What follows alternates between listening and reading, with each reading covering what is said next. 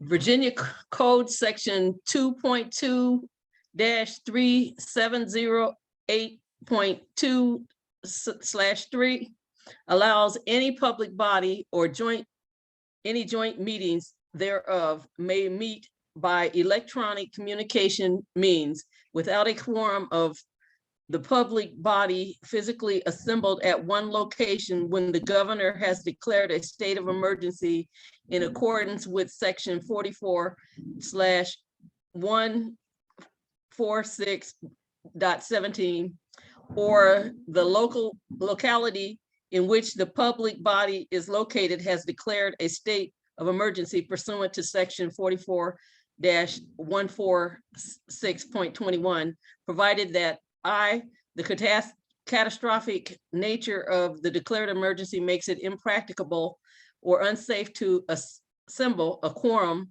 in any single location. And 2, the purpose of the meeting is to provide for the continuity of operations of a public body or discharge its lawful purposes, duties, and responsibilities.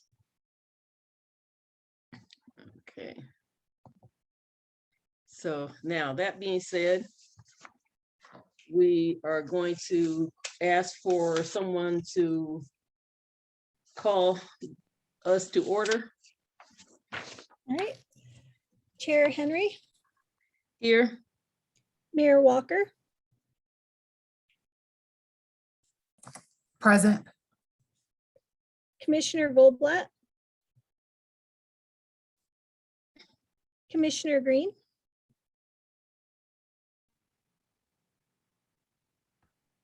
Present. Maddie Green is present. Commissioner Wicks, Present. Commissioner Parks. We have quorum. Okay, if we call for a moment of silence.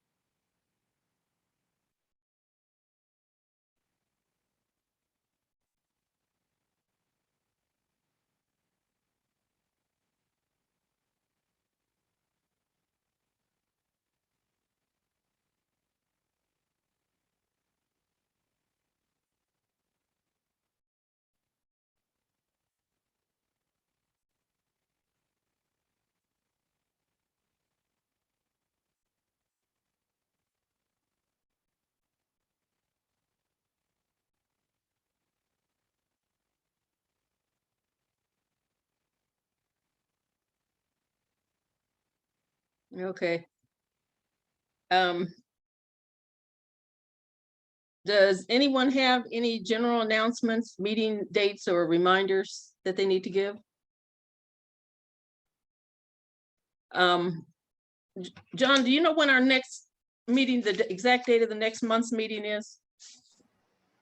November 22nd for November the 27th. board meeting. And I do want to flag that the safety committee meeting is actually November 23rd, not August 23rd.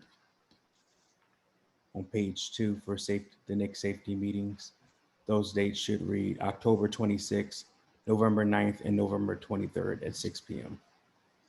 What's that on now? Page 2, the safety committee meetings. Okay.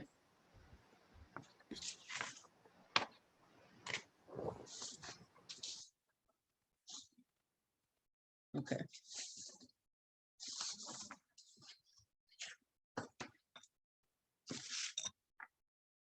Okay, so I'd like to welcome our newest commissioner,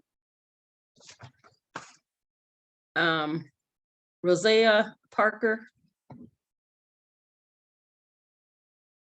I don't think she's present. Yeah, she is. Yes, she is. Okay.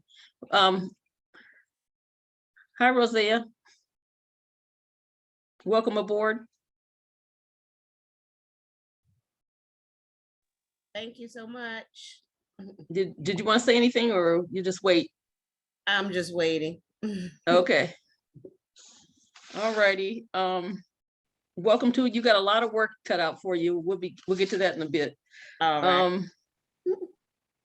So we want to now go to public comments from FAR.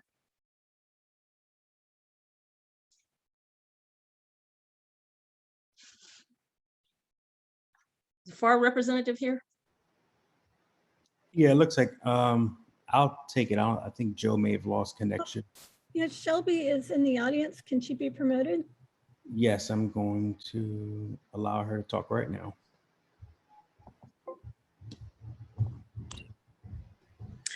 Good afternoon, Board of Commissioners. My name is Shelby Marie Edwards. I use she, her, and hers, and I'm the Executive Director of FAR, the Public Housing Association of Residents. I am present tonight with Salithia Carr, who is a Resident Assistant Organizer with FAR. FAR is the duly recognized and federally mandated housing association. In September and October, FAR has been preoccupied and excited about the hiring and onboarding of the new staff. That being said, I'm happy to confirm the hiring of 2 new community organizers to our staff, Paula Covarrubias and Kelsey Jones. Do you have anything you want to add, Ms. Carr? No, I think you did that quite well. Thank I you. think you did. Well, if my apologies for mispronouncing one of my staff's names, but I am really excited for y'all to be able to get to know all of them. Thank you. Okay, for the first, we need to do the approval of the minutes. And do I need to read these minutes into the record or just call for them to be approved? No, you don't have to read them into the record. You can call for them to be approved. Okay. Okay, so I'd like to make a motion that the minutes from Monday, August 23rd, 2021 be accepted into the record. I can second the motion. Okay, so all those who approve, I'll get up. call. the call do a roll. call. Okay, roll call. Okay. Commissioner Jackson? I'm so sorry. Commissioner Wicks? It's okay. I approve. You can call me whatever you want. Commissioner Mayor Walker? Yes. Commissioner Maddie Green? Yes. Commissioner Doc Henry? Yes. That motion passes 5-0. Okay, I can't let that pass by. Bridget, I just noticed the change in last name. Do you have something to tell us in regard to what happened to your name? I got Did it? married on October 8th. Congratulations. Thank you.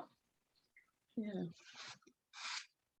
Okay, we wanted to hear from updates with regard to committees and where they stand. In particular, I don't think, is Laura here now? She said she's gonna be late, so don't think Laura's here yet. So if we could hear from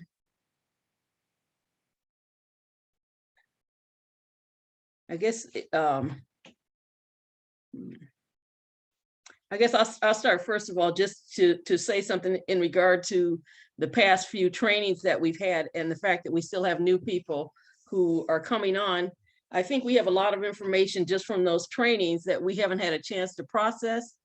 So I would like to hope that at some time in the near future, we could maybe have some type of a board retreat where we could do that, as well as, maybe try and bring some of the newer people up to date with regard to some material that doesn't take away time from the meetings that we have, because we have to start using our work sessions to do a lot more review and oversight of important matters. And so I just want to hear a little bit of free feedback from other board members with regard to how they might feel about something like that. Any thoughts on that?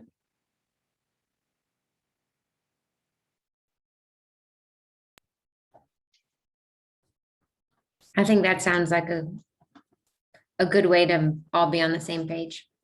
Yeah, and we'd have to wait again until we have Laura around because she's the treasurer and maybe could help us with regard to some ideas with regard to whether we want to do it virtually or maybe try and find a spot. But that's just something to keep in mind that we might want to do sometime in the near future. And I guess we can't really discuss it when we're out of meetings because that would be considered meeting without the meeting in public. Would it? I don't know, Mr. Oberg, could we get a finding on that with regard to how we would go about setting up a retreat? Can we do that in private? Now, you can talk about the subjects. That's an interesting question. No, I think no, I don't think you can. However, you can have someone coordinate it so long as the members are not all speaking together. So you might have a coordinator put it together, and so that as long as it's communicating with everybody individually, it shouldn't be a problem. Okay, and then we'd have to discuss it in open session with regard to when we're going to Correct. actually do it. Okay. Okay. The other thing that I wanted to discuss in regard to commissioners is that we're going to do a little bit of shuffling with regard to assignments. Since we have a new person, Rosea, I would like for you to take over one of my assignments, and that is in regard to the committee with residents. I'm going to be doing the PMT, and I've already kind of been going to the well, not kind of, I've been going to the annual plan meetings, and I guess I'm eventually going to have to do the redevelopment ones as well. And so, Rosea, that would be an assignment that we would like you to take on. And are you referring to the community service resident service meetings? yes. Okay.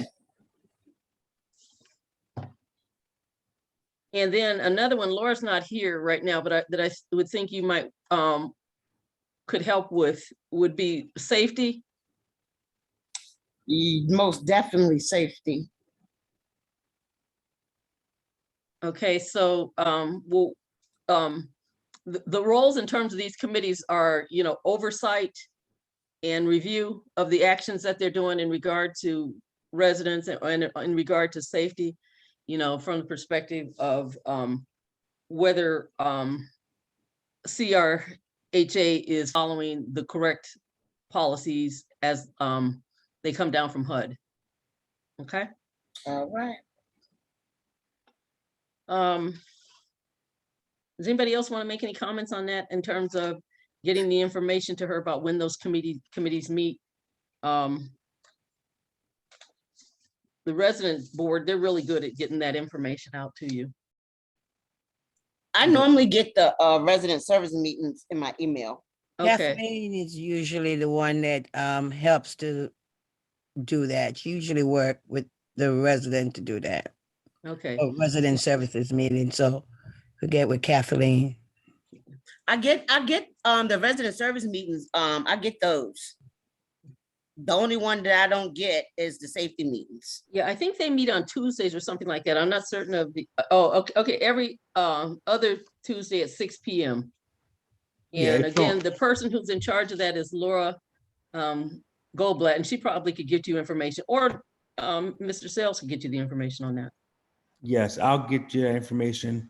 I'll make sure that you're added to the invite. And the link is also on the agenda, page 2.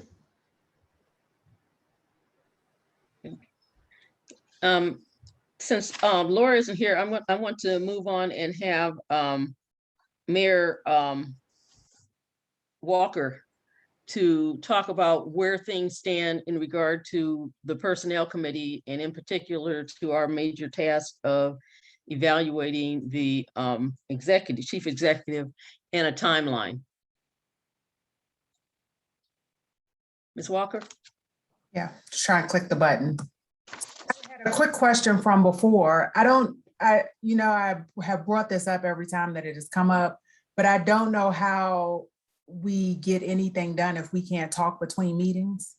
And it's just not consistent with the information that we've been given as counselors. So again, all of us talking at once or corresponding in email, whether it's a back-to-back, we have been notified that that can't happen and that constitutes a meeting. But in terms of you being able to call us to see if we are available for a schedule or email us to see if there's a date or if we prefer a virtual meeting or not, like those things should be allowed. And I just don't understand how everything that we are ever supposed to talk about is supposed to be done in an open meeting, how we're ever supposed to get anything done. So I just want to say that again, because it just doesn't make any sense. It just doesn't make any sense to me. Okay, moving on.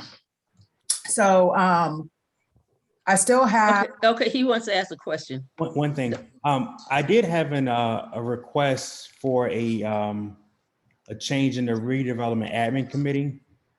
We have a new member from 6th Street that would like to become a member on that committee for redevelopment. So we just need approval from the chair to make that happen. Who is this person? Her name is Asia Green. Asia Green, okay. And she is the resident? Yes, she is. I have no problem with that. Thank you. Mhm.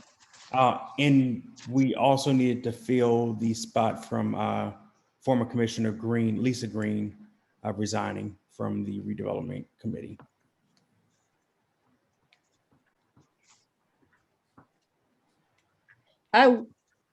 I guess I'm kind of feeling it. Because I'm on the PMT, and I guess you can't really do PMT without doing redevelopment, right? Redevelopment. It's pretty connected. Okay, go ahead and torture me with 3 of these things now. Okay. So, well, if anybody else wants to serve on it, let me say that first of all, I don't have to do it. Anyone else want that one? Yeah, I On the- think that you should do that one. Who? You. Okay. I thought so too. Yeah. Thank you.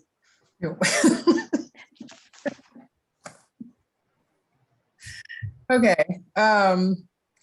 So, and I haven't sent out the documents. I will send those out in the morning. I'm still formatting the executive director performance.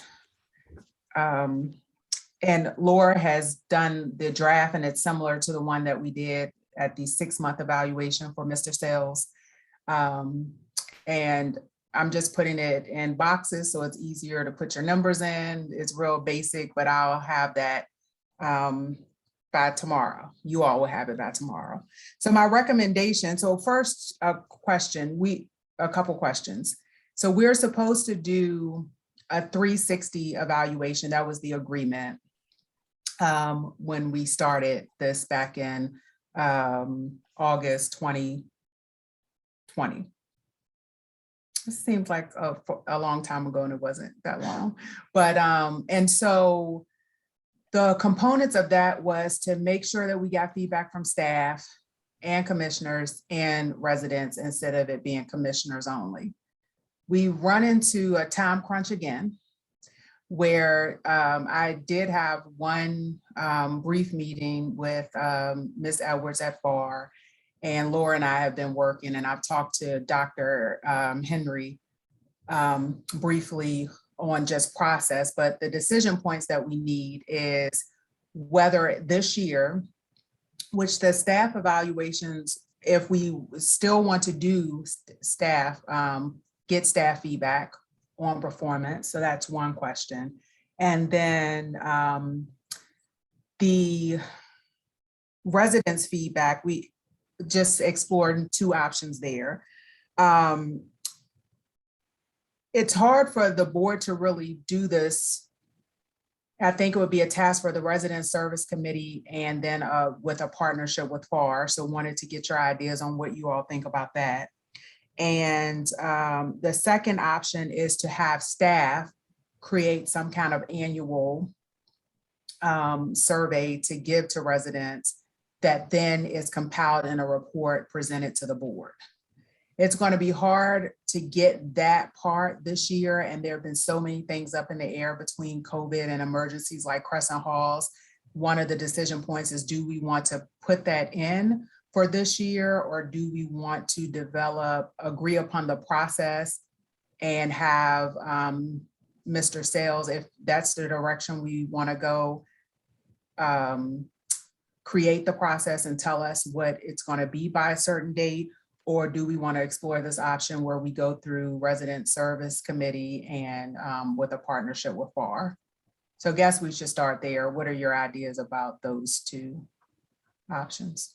My first question would be, how much time do we have? If I was to just say, look at a dateline, what is the very end time by which we need to have all of this finished in order to make a decision? Yes. So the point of doing it this time of year is because to influence, to have the numbers for the executive director salary and benefits in the budget. And so we need to complete it by the end of the year. And just because of holidays, our original goal was to have it done by October. And now it is, I would recommend that we have this we can extend it until December, but we're running into holidays, and that just doesn't seem that it's going to be produce very fruitful results. So I'm thinking that if we have a closed session meeting, if we're allowed on at the November work session, and then vote on it by the October board meeting, and that would be just the commissioner's evaluation of it for this year. I'll send a template for a staff survey, and we can have that is something that we can get done this year if that's the will of the board, and have the staff, Laura created an email account, and we can have the staff just send it there, and that will come directly to us. It's a little bit more cumbersome to get the feedback from the residents in that process, and we just don't have that together yet. So a month from now. Okay, so it's a month from now. We really wouldn't have any time for anything other than the board evaluating within that We time could frame. get staff in that time. Okay, That's the will of the board. It will be hard to get feedback from the community members with, a significant number of community members within that time frame. okay. Well, I like the fact that Ms. Green was doing a lacquer type of scale, but I think her questions would have to be a lot shorter, as opposed to the big chunks of information that we're trying to take into account. That's why I'm breaking them down, and instead of them being listed in a bullet point like that, you'll be able to rate each one. Okay. Yeah, so it'll be you'll just rate it as you're reading it. So I'll Right. have that finished tonight Right. and sent out by tomorrow. Yeah, and then one other thing with regard to the residents, it would be a different type of survey because there are different types of questions. Yes. Mhm. Mhm. And so That's that, really and I agree just- with you, because I was almost going to say that we would have to come up with maybe we were doing a 1/10 of people at each buildings, but I think at this point, it's better just to think about that into the future. Where you do give it to the board, the residents board and FAR, and allow them to come up with what they would consider that by next year. I think Kathleen, did you have a? Yes, the Housing Authority is going to be doing an annual resident satisfaction survey, and that could be a method in the future to also capture some responses if you planned ahead of time to have that section there. I know other housing authorities have utilized that. And that's the idea, whether because everything is, just been really intense this, for a little over a year now, how did the board feel about staff doing this and presenting a survey like that, or whether it was something that we wanted? It doesn't seem like we need to duplicate efforts. What are your thoughts there? And then we could set the date to have that by October of each year. Kathleen or John, when are you all planning to have those completed?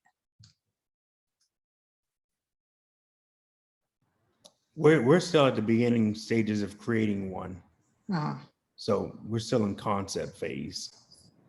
Okay, so would October of 2022, would that work for you all to have like the first one completed for the? Oh, yeah. Okay, I don't think that would be an issue. so what are your commissioners, what are your thoughts about that part of the evaluation? So then you would have that to influence, I'm not gonna be here, but you would have that to influence your decision when you had the sessions regarding the performance evaluation for next year. You would have the survey that staff.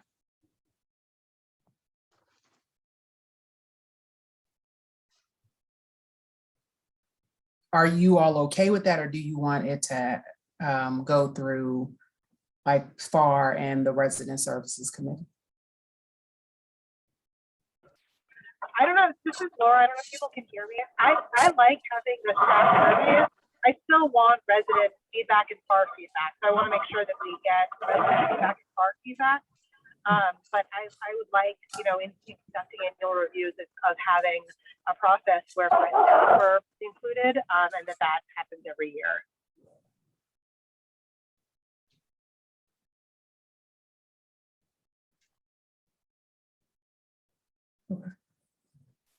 Yeah, I would add that maybe if we want to like think of what the couple questions are that we would tag on to this annual review that CRHA always does, like maybe we could give those questions this year to FAR and to the resident services and maybe to the safety committee. And if they have the opportunity to use them in their November or December meetings, we might get a little feedback, even if the questions are appropriate or how people want to give feedback. So I think in terms of this particular year, that it's going to probably be a challenge unless you extend, and then that feedback wouldn't necessarily be able to influence the commissioner's evaluation for this year. And hopefully what will happen is if this is the process that's decided on, then staff will send whatever they create to the board for review. And then if there's something different that the board or FAR suggests, then they will, incorporate it. If this is going to be the part of the process.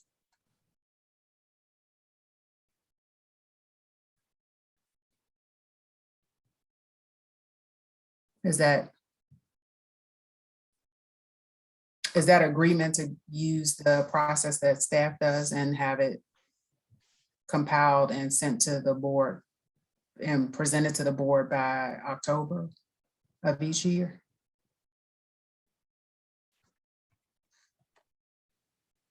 Okay. It sounds good to me.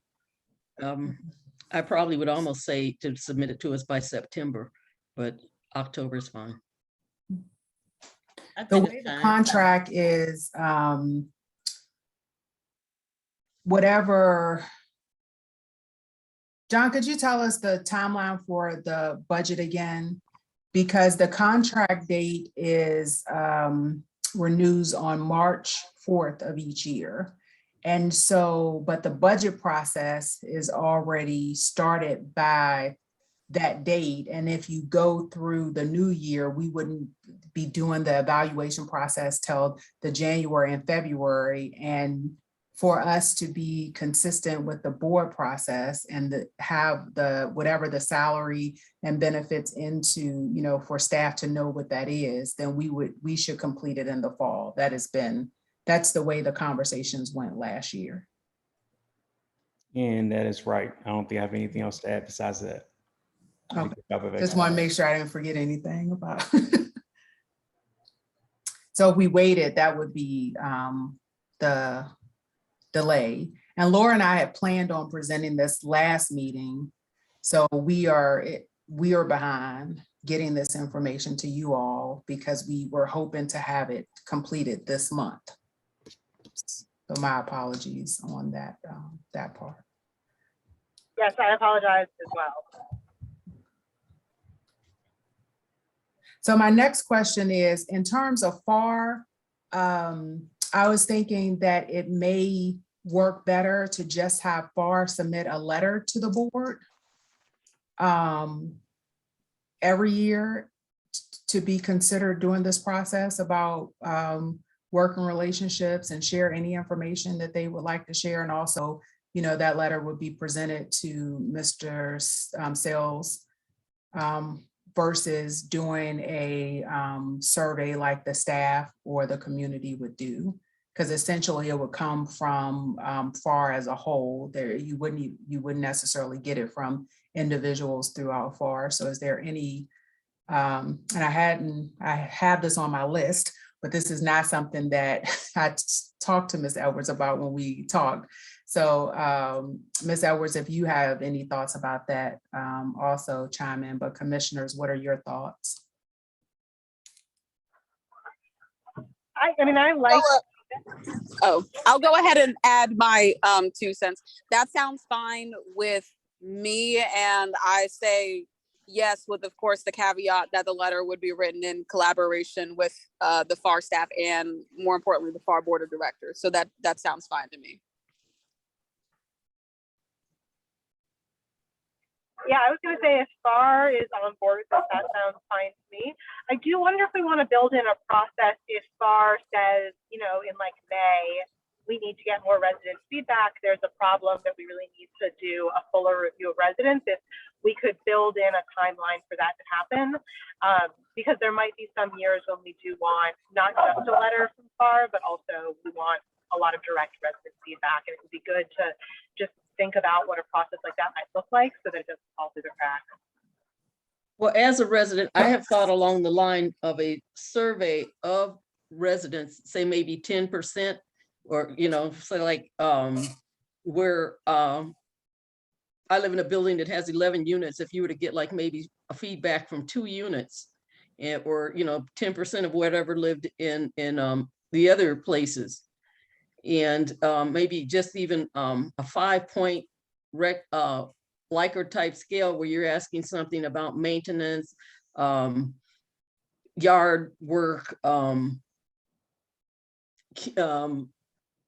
your process of recertification, you know, just 5 questions, you know, that would hit the heart of what, you know, people have, safety, you know, something like that, where you could just ask a small number of residents and you could probably get similar views across different residence places, units, you know, in terms of how they feel, where you're getting some input, but you're not trying to do the entire number of units, because you're not going to get everyone to return it anyway. But if you were to just use maybe some of the FAR staff to do targeted or limited surveys of specific units, getting people to answer, that would be another way of getting that type of thing. So just 2 things before I you know, want to make sure I don't lose track of things. Our work session for November is that on the 11th? So, okay, just want to make sure. So Ms. Edwards, do you all think you all could have a letter for this year's evaluation by the 9th? The 9th of November of this year? Mm-hmm. Let me consult with my board officers. I'm sure that we can put something together. I'm not sure if we could do the 10% that Dr. Henry Oh, no, referenced, not but- that. No, that's for down the way. Just the letter, Oh. just from board, this, you know, a letter from FAR. Yeah. Yeah, that shouldn't be a problem. Okay. Mr. Sales, oh, go ahead, Ms. Edwards. Oh, I said, I know that didn't sound convincing, but we should be able to consult with my board. And we have a FAR board meeting on the 8th. So yeah, we should be able to have something by the 9th. Okay. Thank you. Mr. Sales, did you have a? Yeah, my only question was around collaborating with someone on staff to collect surveys. I know email, about half of our staff do not have emails. Like a majority of, no, I don't think any of our maintenance staff, maybe one, actually have a CRHA email. And so just keep that in mind, maybe some collaboration with either Mary Lou or someone else in that department may be good to collect paper copies or be a vessel somehow. Okay. I also wanted to point out, Nakaya, that the November work session is supposed to be on the annual plan. And so I don't know whether we can squeeze in the personnel thing at the same time. Well, I guess we could do a midnight thing. You know, John will provide us with wine or something. Well, What do you think? We can have a closed session after. After, yeah. All right.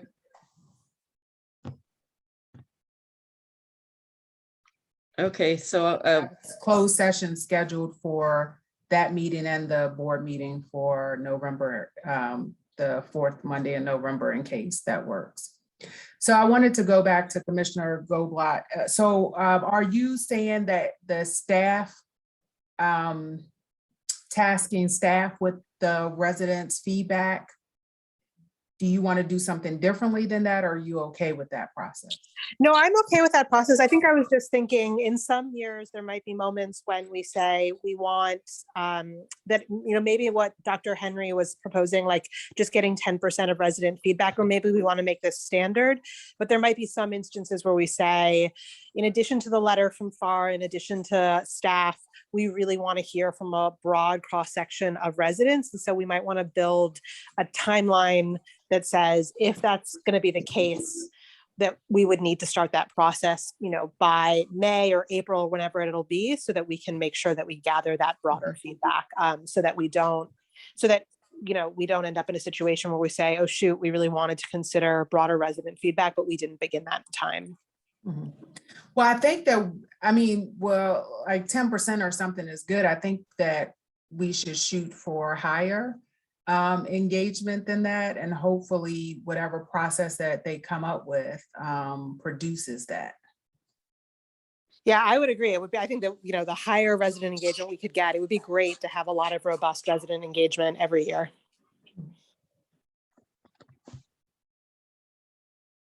Okay. So are you saying, excuse me, so are you saying that it would be CRHA doing this surveys, or the FAR staff? CRHA staff. I prefer FAR staff. So we can't commit FAR staff. I mean, if we could, Mm-hmm. because I definitely know that it would get done with FAR compared to waiting for CRHA staff. So do we want to see what, since this isn't a process that currently exists, we want to see what they're going to present? Then the board can offer their feedback on it. And I'm sure that if, as things in the past, it usually takes a collaboration with FAR for community engagement to make sure that they get turned in, that residents are reached and input is asked for, that it usually will probably require a partnership with FAR. So are we okay with seeing and then maybe critiquing the process once we know what they expect for it to look like? Yeah, once the critique. That works for me. Okay. All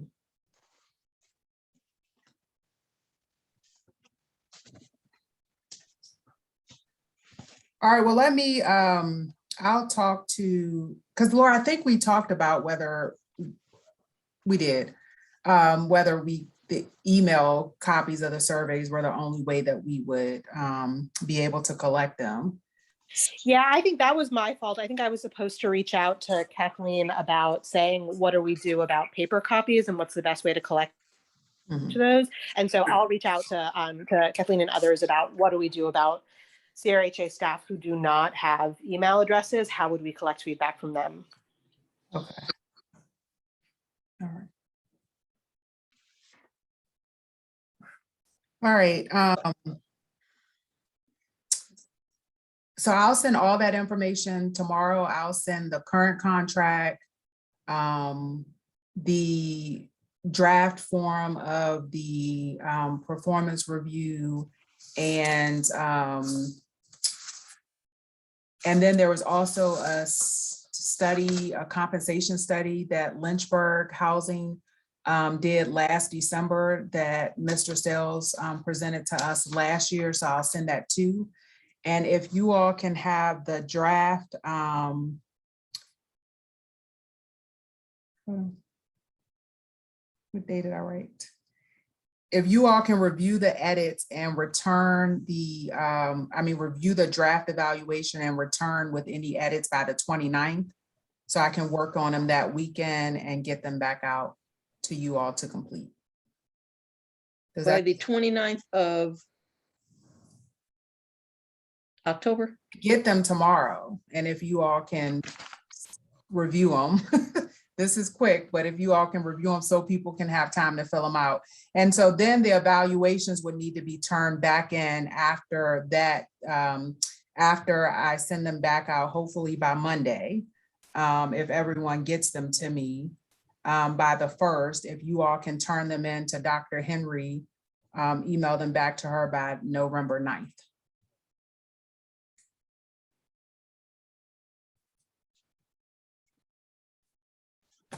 And I apologized already for the time crunch. So, I can do that. okay.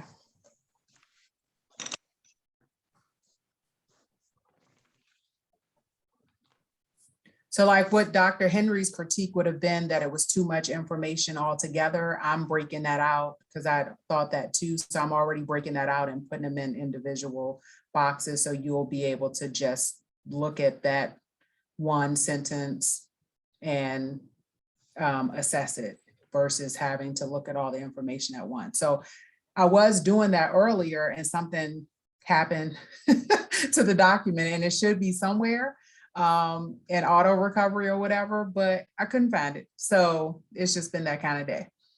So that's what I get for doing things at the last minute. So again, my apologies. Okay. And so now I would like to, are you finished? That's yes, unless there was any questions. Okay. Okay, so I want to move on and get a safety committee update. Yes, so we've been talking a lot on this. So first of all, and I'll have to ask Mr. Sales and Ms. Glenn Matthews, we have a safety committee meeting tomorrow. We're starting at 5:30. The plan is to do it in person with a hybrid option. So we have a setup that's kind of like a karaoke machine setup. So people will be able to, you should be able to hear the people who are in person if you're on Zoom. And vice versa. And so has that location been set? If it hasn't, we can go back to the all virtual, but I just wanted to check in about whether or not that location has been taken care of. Yes, we're going to do it at South First Street tomorrow. Okay, and anywhere specifically at South First Street?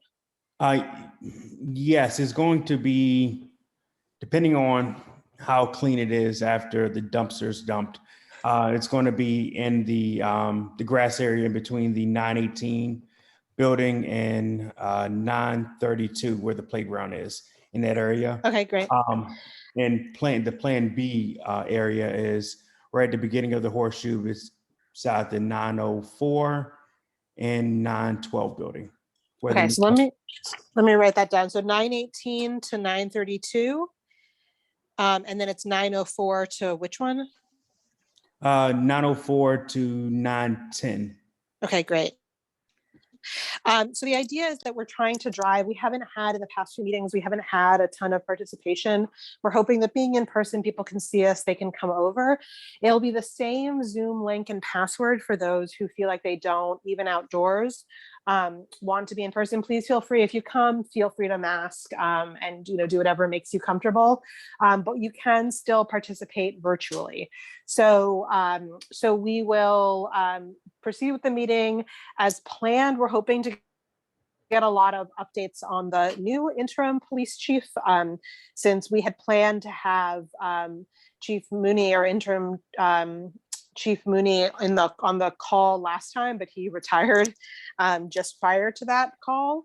And so we're hoping to have some updates on what's going on. There had been conversations with Mooney about an MOU with the police department, and I'm not sure if this new interim police chief is also open or what the status of those conversations are.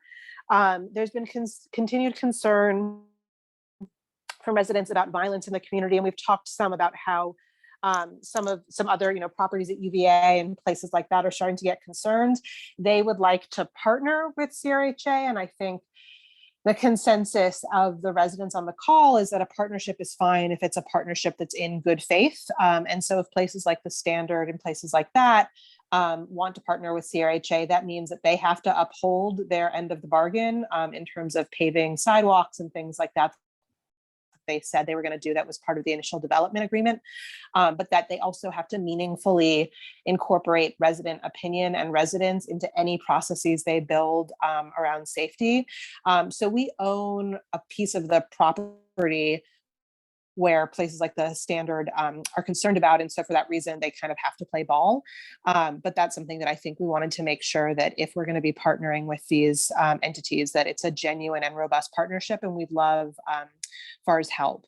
I also know that the Crisis Intervention Group has been meeting actively, and I don't know if Ms. Glenn Matthews wants to provide an additional update, but there's continued conversations around Region 10 and whether or not we can get Region 10 services beyond just children, that we can have adults included, and we could have a rapid response team for when violent events occur, and continued conversations around community building as a solution to long-term safety problems. And that's something for anyone who's watching or listening to the meeting. It would be great to have more resident input on that, because this is a moment where it's really challenging to build community sentiment, given the concerns about gatherings and not being able to be inside, especially as temperatures start to cool, or there's a deluge outside that makes it hard to get large gatherings together at some moments.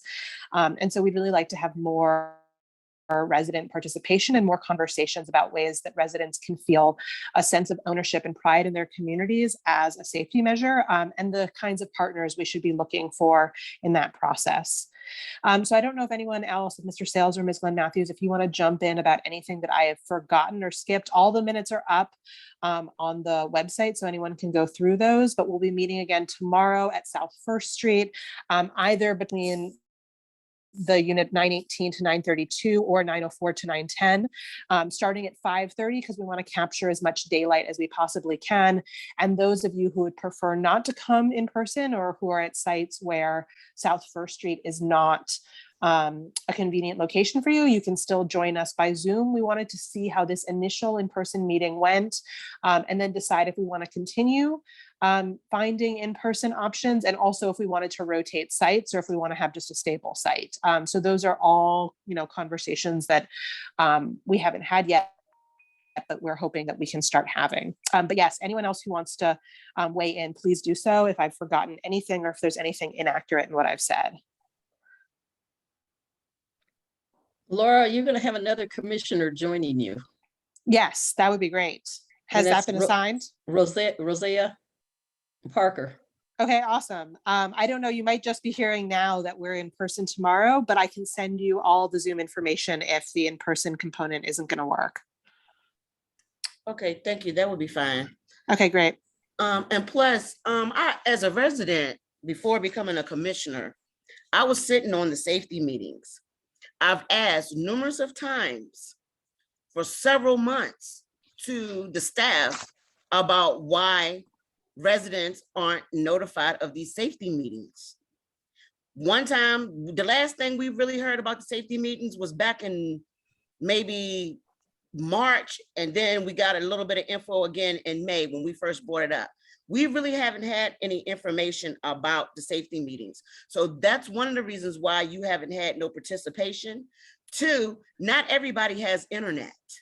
So we have to be able to reach out to, you know, even though we know that you saying we're going to try this in person, but it's still somehow, we still got to be able to reach other residents that don't have the means of transportation nor internet.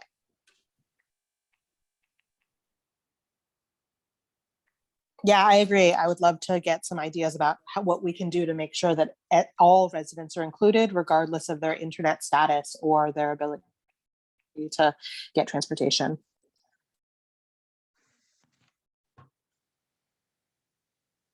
Where was that? We're going to be counting on you to bring a whole lot more of the residents out to the meetings on safety. Yes, ma'am. Okay, any other input? Kathleen hand is up. Okay, go, Kathleen, go ahead. I just wanted to add the Crisis Intervention Group, which has been a subcommittee of the Resident Services Group, has now reached a point where there's two main focuses happening. The first one is small meeting. It's going to be set up with Region 10 management, talking about gaps in service. And Region 10 has also acknowledged that there's certain things due to their state regulations that they're not sure they're going to be able to meet us in the middle on, which is also why it's a really exciting time. I'm hoping to have new commissioners join us as well, as we're going to be working on a pilot and trying to get as many residents involved as we can to apply to CACF to have a pilot program for crisis intervention. And it's at the very, I mean, everyone's just starting to talk about it. Todd Niemeyer was one of the individuals in the group who brought up the idea, and we've had just tremendous ideas also from April Oliver, but that's what's happening with that group.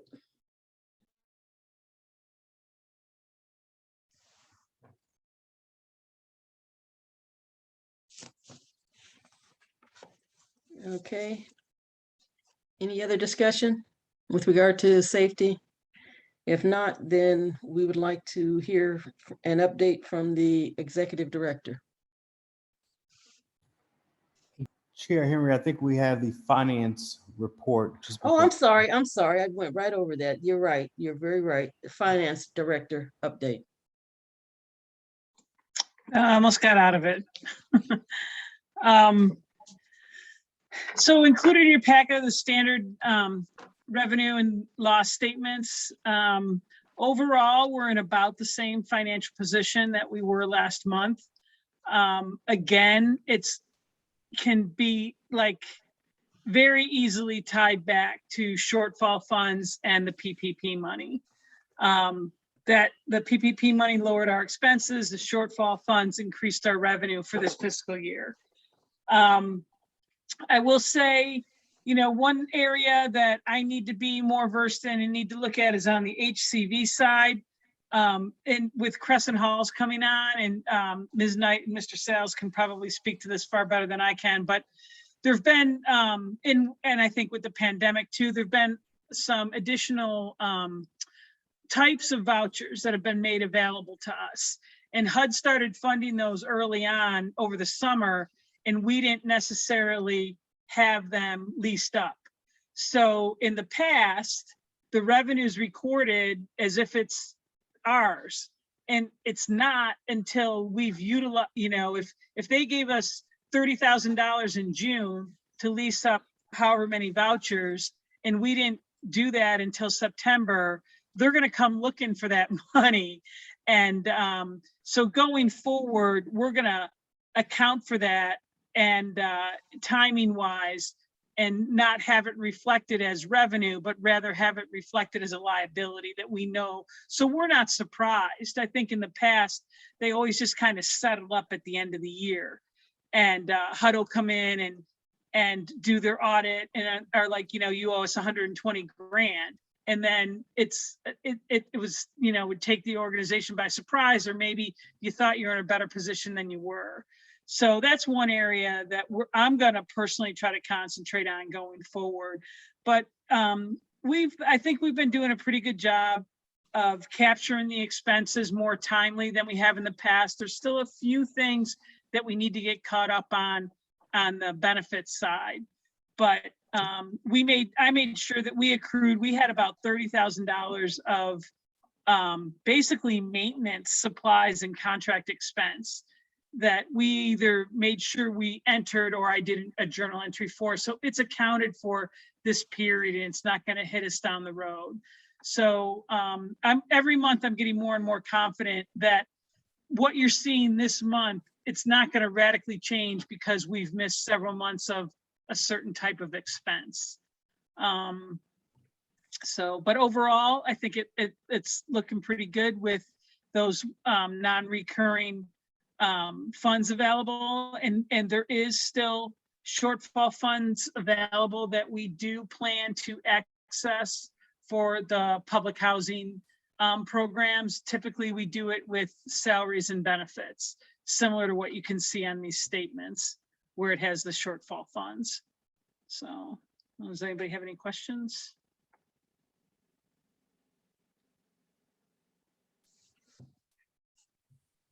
So will any of these things affect CRHA's standing with regard to rating, how it's ranked? It should improve our metrics with HUD for sure. I know we're on the brink of getting out of whatever, John, I don't know what it's called, the shortfall funds jail, where eventually, right now, we have to do special reporting to make sure that we're eligible. And I know we're kind of winding that down. Okay, yeah, I think the score you're looking for is our like months of reserve. And right now we're tracking at about 6 months of operating reserve based upon our most up-to-date financial report to HUD. Okay. Laura's hand is up. Yeah, I'm not sure that's a question. I'm not sure who this is a question for, but I was able to look over the letter that you sent along with the financials, which was really helpful. Thank you for including that. And I just am wondering, because I'm concerned about long-term sustainability, and it's good to know that we're in a stable position now and that will hopefully will continue. But I don't know, I was just wondering if I know the budget is so tight, but if there's anywhere that we're finding opportunities that are not personnel or human costs and they're not resident services to potentially scale back. Like, is there any way that we could start to identify in the budget?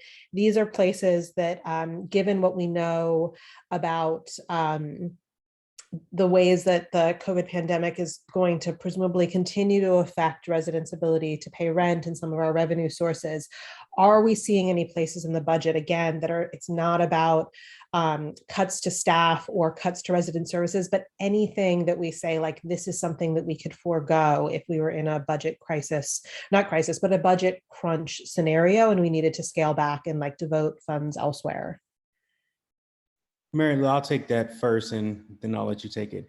I think we've done that. So if you look at our budget last year to this year, we cut back on contracts. I mean, I think we were budgeting over $1 million in contracts for work to get done on the sites.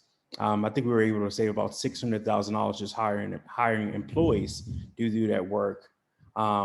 Than paying a contractor and hoping they can get it done on time and on schedule. We also did something very similar with the safety contract.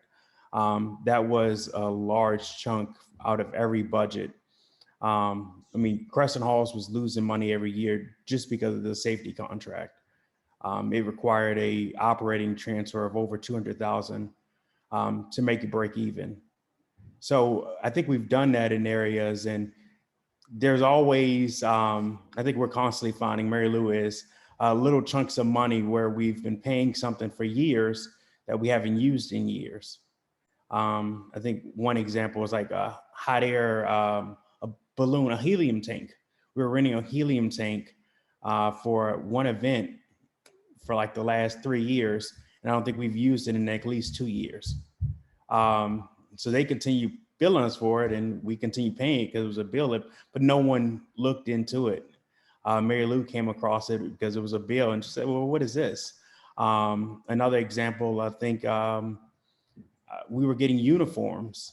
Half our guys weren't wearing the uniforms.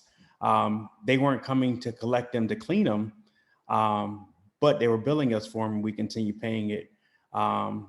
Water for the offices. They stopped dropping off water at the beginning of the pandemic. They continue billing us. It continued to get paid. So we're finding little things, and Mary Lou is constantly finding them. And we're looking for ways to improve efficiency, to not only improve efficiency, but to also improve the service that we're providing to the residents. So yes, it's something we're looking at. We've gotten rid of some of the big ones. And even if you look at our financials without the shortfall funding, we are still positive at every site. Okay, that's great to hear. Thank you. Yeah, and just to add too, I mean, one area, I mean, you can point to probably about a $35,000 savings over the course of the contract year for our health insurance. We had multiple plans offered. One was a high deductible that actually, it's not great insurance for the employee if they get sick. It's great insurance if you never need it. And it was actually costing us more money. It was slightly less for the employee, and it was terrible coverage. And we reduced it to one plan. We saved money on the premium, and then we also slightly increased the employee contribution, which is still far less expensive than probably any employer you would go to in the country. I mean, it's one of the things that does help us recruit, actually. And likewise, like John said, not only, and the other staff on here can attest that I'm a pain in the neck when it comes to purchasing. We're looking like, do you really need this? Do we already have this? Can we buy it someplace else cheaper? I mean, we were kind of automatically just buying stuff from Staples because it was convenient. Anyone could call up or get online and order something from Staples. And someone apparently needed 10,000 large paper clips. So no one will be ordering large paper clips for many, many years in this organization. But we've looked to say, well, where else can we buy it from? We opened up an account at Sam's Club, and there's a few other vendors that we're using. It's a little bit of nickel and dime type stuff, but it definitely adds up. Our cell phone contracts, we'd have overages because people were using their phones as hotspots without realizing how it hits our bill. If we go over, we get nailed with a big monthly overage charge. So we turned off all the hotspots, and that's come down. I mean, I want to say on average, several $100s a month. And we're looking at possibly getting rid of some cell phones too, now that we are making sure that every place is wired and the desk phones are being utilized and people are back in the office. So we're constantly looking for places to save money, even if it's $20 a month on a recurring invoice. Great, thank you. Yeah, and the problem is there's not like one area other than like utilities and wages where you can say, oh, we're going to save 100 grand this year. So unfortunately.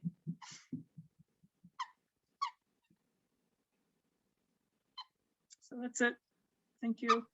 And speaking of contracts, where are we with the maintenance? Are we fully staffed for that, or are you still looking to hire for? No, Bronner and I talked about this today. We still need 2 more staff members. So that position, and we might do what some of the other housing authorities do, just keep it open year round, like all the housing authorities in Tidewater, they keep their positions open all year long in maintenance because it's one that turns over a lot. And with the snap of a finger, you can need a whole lot of manpower. So we're going to see that issue, I would say, a year from now, because we're moving some residents that are at Crescent Halls into public housing units. So all of those units are going to become vacant at one time.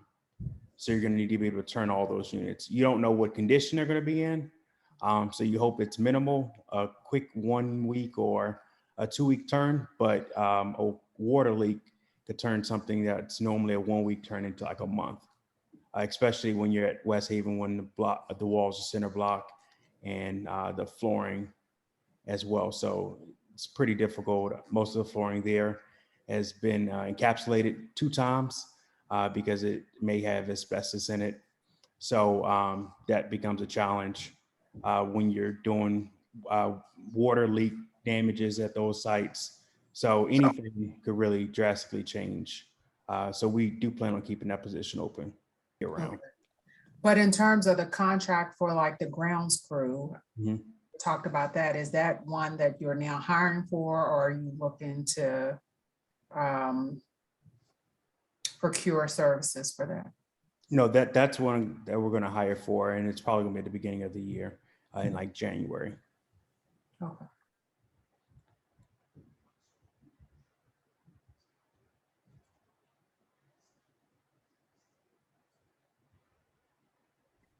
Anyone else?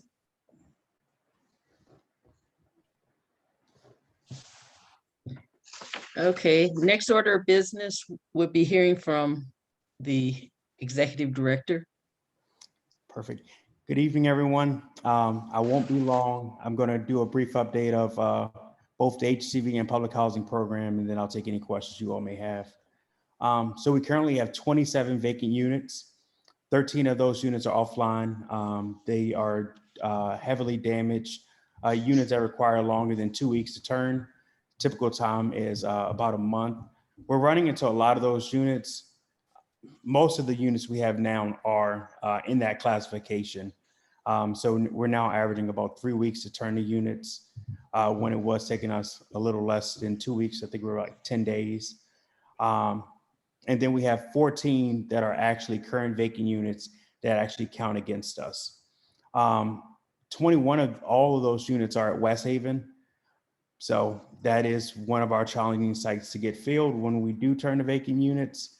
But it also is one that is having a lot of water leaks and damages due to water leaks. So we've had to completely renovate a few kitchens, including cabinets, and the cabinets aren't the same size as they were when the property was constructed, or maybe 10 or 15 years when they were replaced. So we're having to customize each of the cabinets, the bottoms. So we're spending about 3 or 4 days just installing cabinets when we have to turn the unit. So it adds additional time. And then the flooring issues when we have water damages and so many layers of flooring, and the chemicals that are in the bottom layer of that flooring is a safety hazard, both for our maintenance staff and the residents that are living in the unit. So we're having to make sure that we're being super cautious with that and following the protocols. So that is slowing down the vacancies, the turning of them. We do still anticipate not having any vacancies in West Haven by the end of this fiscal year. South First Street has 5, but that site is going to be disposed. So the units won't count against us. So we are not putting our attention at South First Street to turn vacant units. And then we have one at 6th Street that we are going to turn. That one was a transfer. The unit, the ceiling was heavily damaged by water and it was starting to fall in. So we had to do a transfer at that unit. And so now it's a vacancy that we'll be working to turn.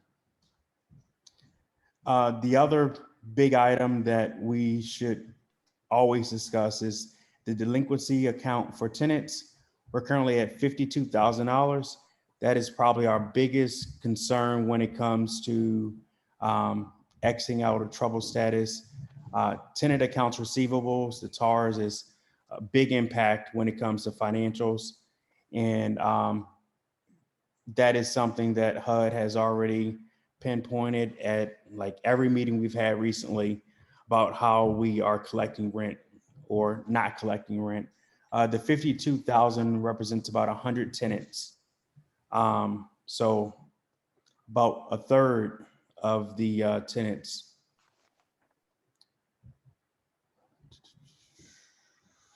I did give an update on our financial numbers, months of operating reserve that is at a 6.02. Last year we ended at a 2.0.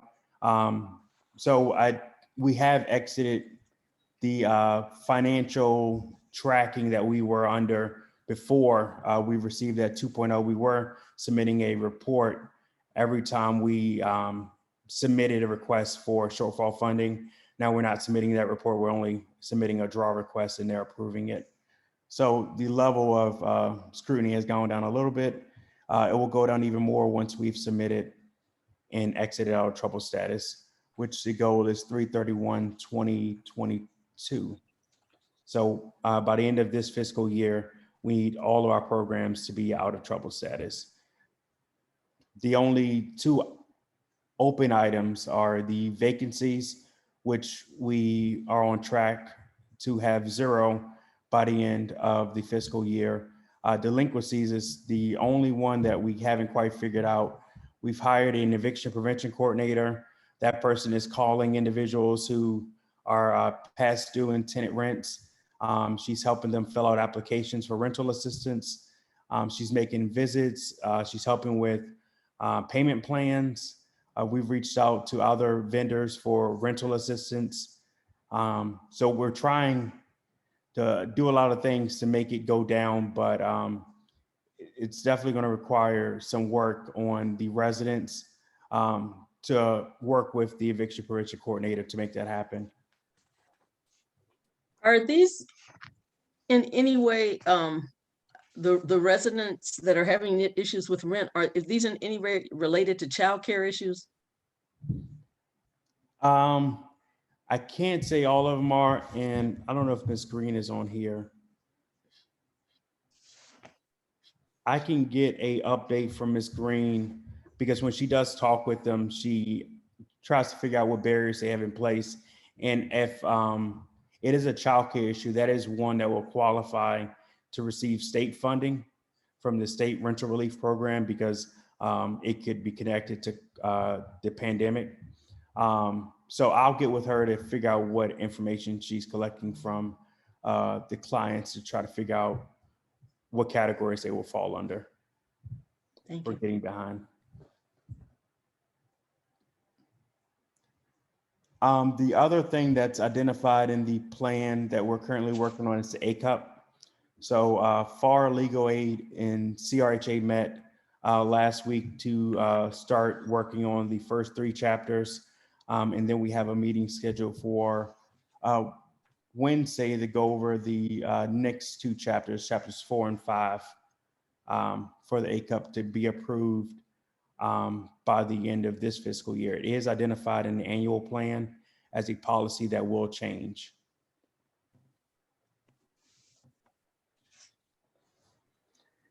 And the last thing I'll touch on is HCV. So that program, we did complete a CMAP. It was not submitted. And in that CMAP, we scored ourselves a self-score of 70, which isn't high enough, is high enough to exit out of trouble status. It would be a standard performer. So we're waiting for HUD to complete an audit of that program to determine if that score is valid or not. And I think that's all I have, unless you all have any questions.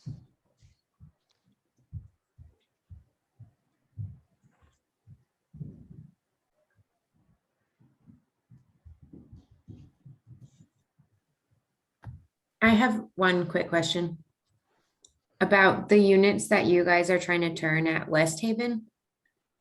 Is there, you said those units are like the hardest to fill. Is there a reason why those are hardest to fill? And does it have to do with like the wait list or anything that the board can help with? They're the oldest units. They have a bad reputation in the community. Some people refer to them as the projects, and they say they don't want to live in the projects. None of us refer to it as the projects. Safety issues in the past have been a big reason. So all of those factors play in to making it hard to lease. Plus the units are really small. The bedrooms are tiny.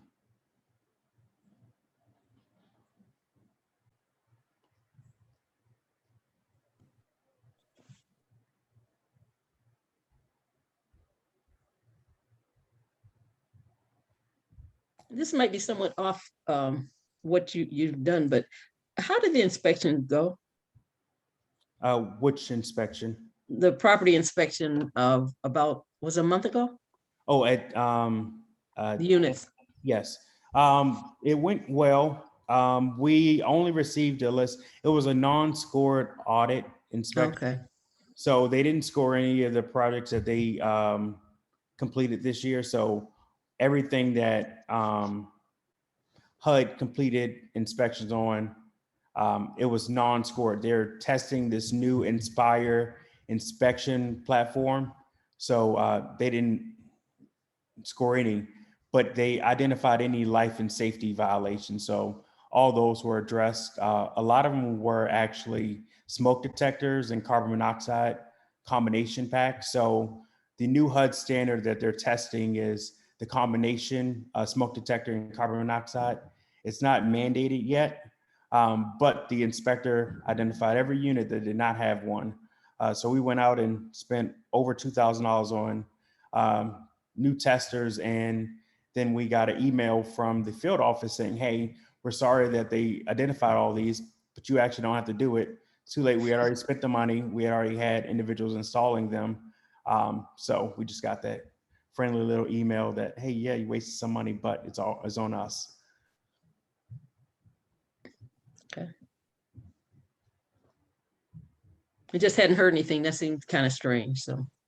Yeah, I think this year may be like the only year they've never scored them. So next year definitely will be a score. And we were told the only reason they did inspect our communities was because we were troubled. So they just wanted to see the quality and make sure that the residents were living in safe housing.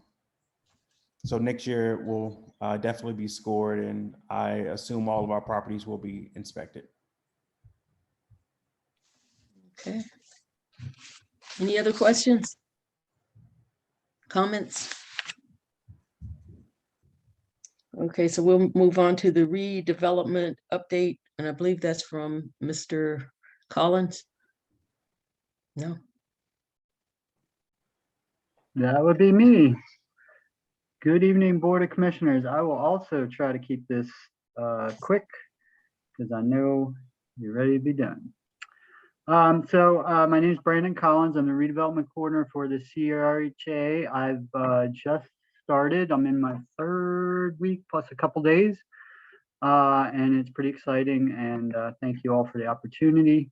Housing Authority had a big list of things to get to work on, and I've been working on them. A lot of resident engagement, and hopefully it's been a help to the rest of the staff to do the amazing work that they can do.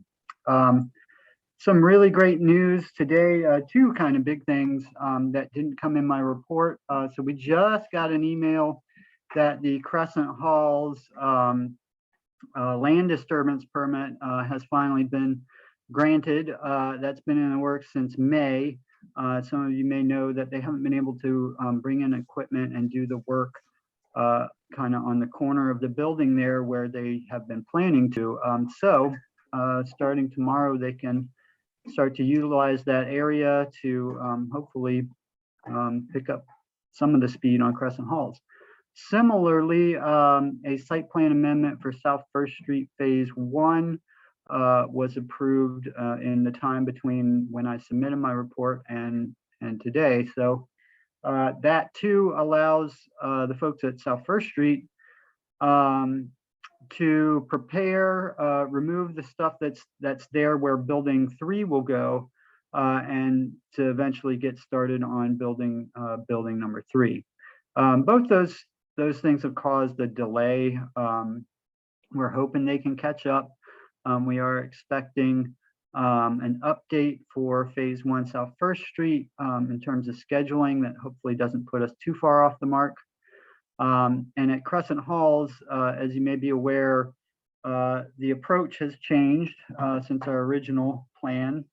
And there is some work about to begin on, well, it's underway, revising a schedule and having something nailed down with the new schedule.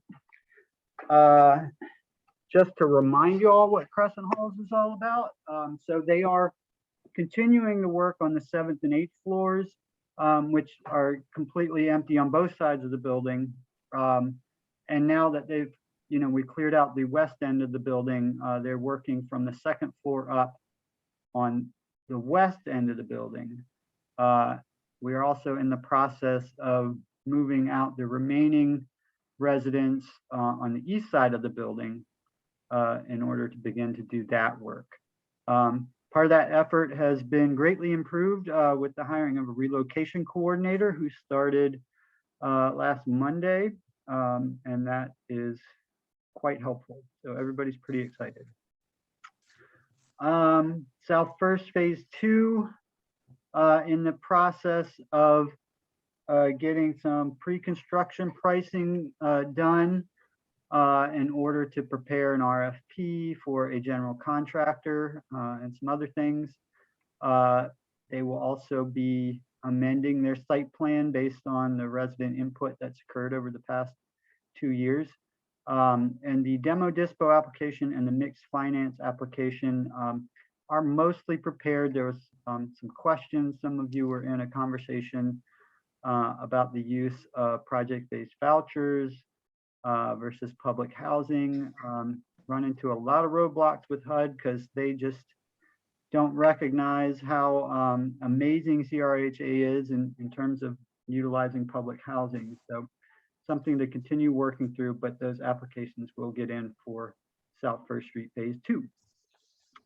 6th Street continues, resident-led planning continues, and to update you all, in case you don't know, the plan is in the space along Monticello Avenue where the garden currently is. We're actually going to knock down 6 apartments that on the end of the garden there to get a little extra room, build an apartment building with an elevator. Originally proposed to be a 3-story apartment building with on columns so that you can park underneath, kind of like a garage situation. And that original proposal was 39 homes, 15 1-bedrooms, 4 2-bedrooms, and 23 bedrooms. There is now a conversation about adding a 4th story to the building. Residents seem to be generally in favor of that. There's a lot of process questions that we're all going to work through and try to get a decision on that. The site plan for that building has been submitted to the city and it is under review. West Haven has had some light resident engagement in the past. We've got a long ways to go on doing engagement there and getting things up and running, but that is the approach. And we are planning for a 2-year planning process to develop West Haven. Parallel Track, we're all very excited.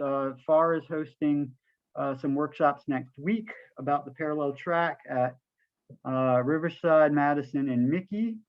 I'm really excited to start that work, and we'll partner with FAR to make sure that folks can get really good improvements, potentially some renovations, and we can better utilize our capital fund to get some of those things. And that really does take resident engagement, and we're looking forward to starting that.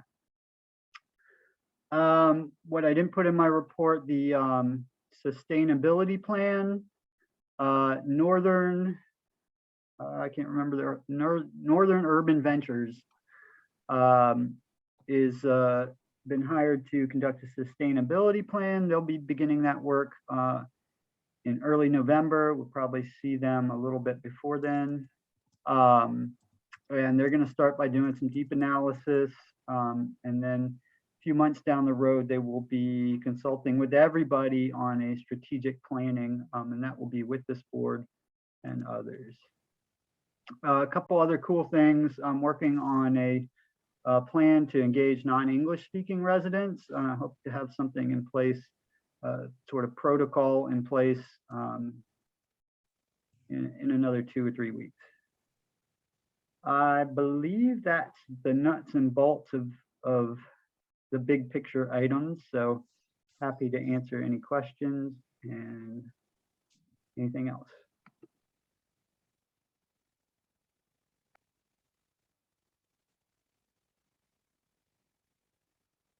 Any questions?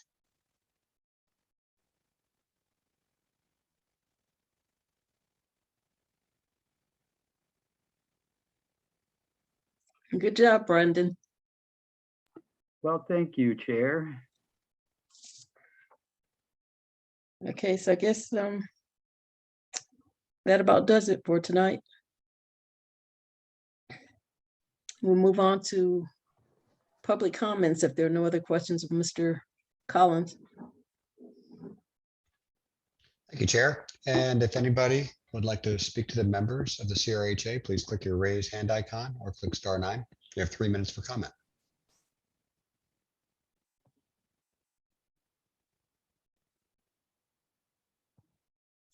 Chair, I see no hands raised.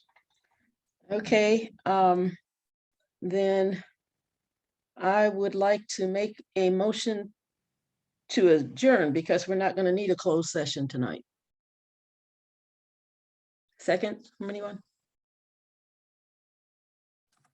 Second. Okay, can I get someone to call? Yes. Chair Henry, Yes.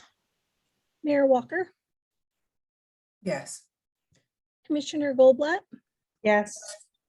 Commissioner Green. She had to leave. Okay. Commissioner Wicks, Yes. Commissioner Parker,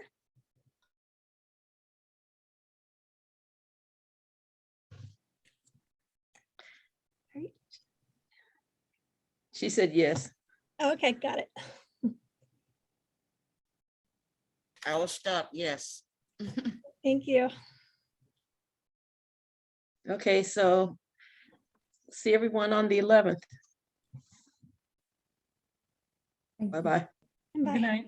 Night.